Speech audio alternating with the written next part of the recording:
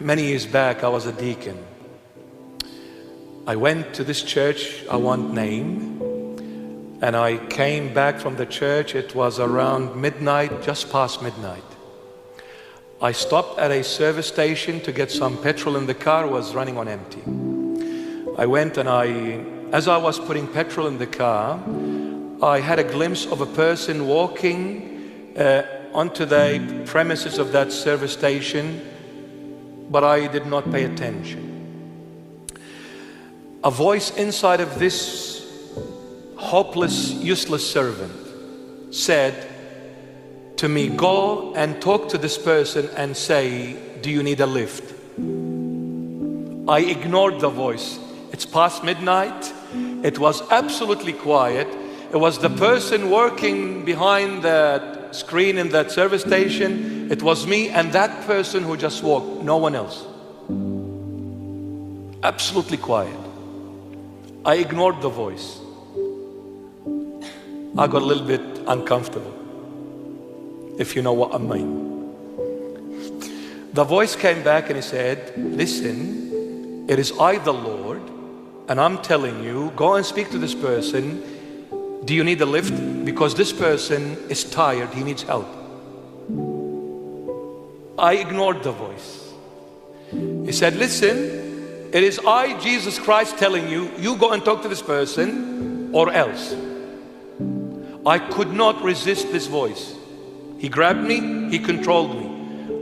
I finished the petrol, I walked to that guy. I said, "Excuse me?" He said, "Yes." I said, "Do you need a lift?" He said, "Oh, thank you so much. I have been walking for hours. I'm exhausted." I said, "Yeah, no worries. I'm just going to pay for the petrol and I'll check you whatever you want." Total stranger. Put him in the car, we drove. He said, "Oh, can you go this way?" I said, "Okay." And on the way, we started talking. I said, "So what do you do for a living?" He said, "I just came out of prison." Now this guy is not just on that paved concrete of the service station. He's sitting in the front seat of the car, and it's only us now in the car. I said, in my heart, I said, "Oh, wonderful." So he just came out of prison. I said, "Can I ask why?" He said, "Because I killed my wife. I stabbed her with a knife." I said, "Lord, thank you so much." You couldn't be any more gracious with me. So nice, man. Thank you, Jesus. I love you. I said, "Oh, really?" "So you killed your wife?" He said, "Yeah." He said, "I've been in prison just over 20 years. I just came out." I said, "Oh, okay. Well, it's good that you're out, but I'm sorry that this has happened to you." Kid you not. This guy could have done anything. He'd lost his life. He's got nothing to lose. When I started talking to him about the Lord, he started crying like a kid. And he started thanking the Lord and praising the Lord. I dropped him wherever he wanted to go. I drove back home. I'm cutting it short. The Lord spoke. He said, "I just wanted to show you one thing, a little thing. If you trust me, I'll put you with a murderer, but I'll make him a sheep, not a wolf. If you trust me." Hello, welcome back to our channel.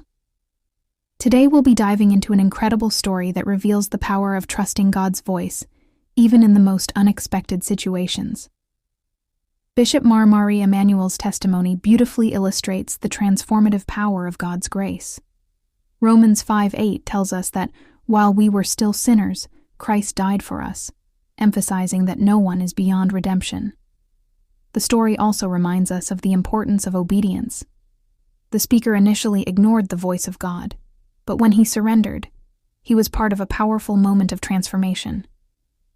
This story challenges us to trust God, even when we don't fully understand his instructions. It's easy to question why God would place us in seemingly dangerous or uncomfortable situations, but as we see here, he uses even the most broken circumstances for his glory.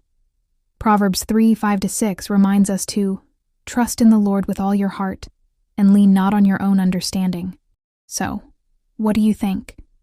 Would you have had the courage to follow God's voice in this situation?